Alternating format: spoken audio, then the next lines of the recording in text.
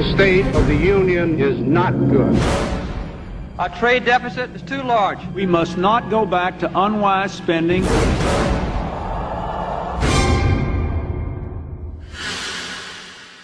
This is America.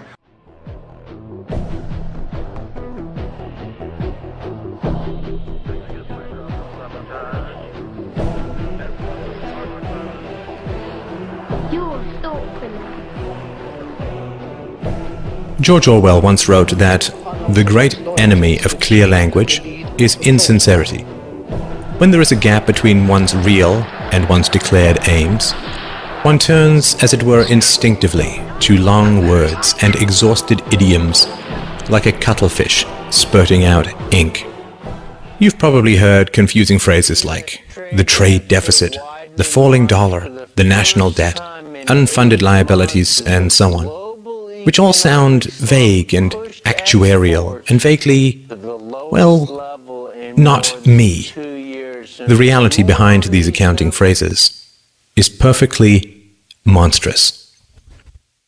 When someone, a foreigner say, loans money to the American government, what are they getting in return? Well, they are getting promises of interest payments and eventual repayment of the principal. Where does your government get this money? The government is not a business. It does not generate profits in the free market. So where does it get the money to repay its creditors? Are you beginning to understand that it is not dollars that are being sold, or bonds, or agency debt, or treasuries, or anything like that? Where is your government going to get the money to pay off its creditors? It's not pieces of paper, or contracts, or computer bits that are being sold. There is only one thing that the government has to sell. Governments have only one asset that they can use as collateral. Your leaders are selling you. When China lends $800 billion to your government, what they get in return is a guarantee that $10,000 plus interest will be taken from your family at gunpoint and shipped overseas. When a farmer gets a loan from a bank, he uses his livestock as collateral. It is the milk and meat his cows will produce in the future that he will use to pay off his loan. The bank is buying a share in his cows. You are the livestock that your leaders use as collateral. The leaders that you cheer for and throw parades for and drop balloons behind and donate money to are selling you to Chinese rulers, to the Japanese, to the Nigerians, to South American drug lords with accounts in the Caribbean banking centers, to Russia, to Korea, to Egypt, to Colombia, to Chile, to the Philippines, to Malaysia, and anyone else who is willing to give them a few dollars in return for the blood, sweat, and toil of your future. The flag that you praise and the anthems that you sing and the rulers that you weep and kneel before have as much loyalty to you as a plantation owner had to his slaves. And sadly, plantation slaves had more pride than we do.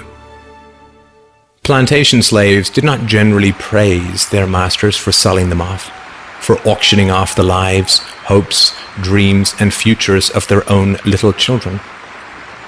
We can understand that cattle may lick the hand of the farmer who lowers an axe to its neck, because cattle are dumb beasts that cannot comprehend their real relationship with the farmer and his imminent plans for them. What is our excuse?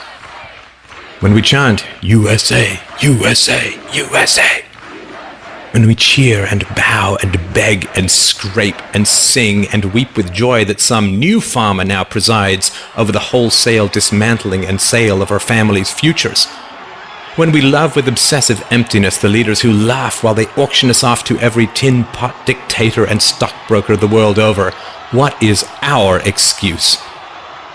Has our pride been so broken that we lunge with pathetic joy at every new silver-tongued demagogue who pretends to care for us even a tiny little bit? In the future, our children will demand to know why we knelt and cheered as they were sold off on the auctioneer's block. This video, and my life's work, is my answer to my child. What's yours?